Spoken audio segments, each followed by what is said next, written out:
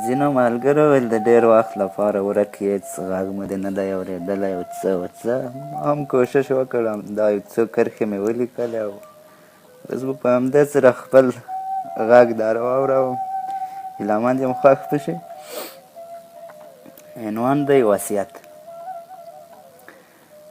زما د مرګ په ورځ، زما د مرګ په ورځ واړه خوښي وکړئ، غمونه هاخوا کړئ، راشئ مستي وکړئ. زما د مرګ په ورځ واړه خوښي وکړئ، غمونه هاخوا کړئ، راشئ مستي وکړئ.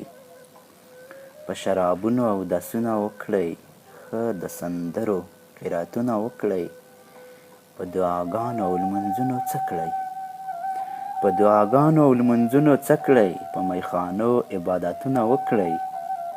ډولونه کښېنوئ دریا ووهئ، ډولونه کښېنوئ دریا ووهئ، ښکلو راجمع شئ رقصونه وکړئ.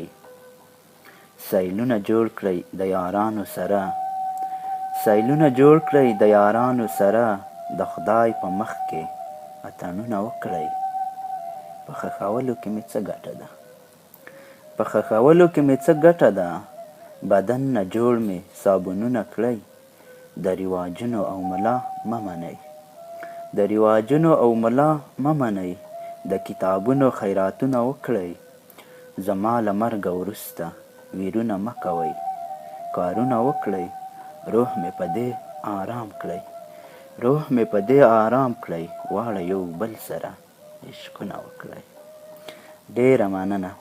هیله مند یم غږ مو خوښ شوی وي، خو بیا هم یو څه مشکلات و د مریضۍ له امله یو څه ستونی مې خوږېږي.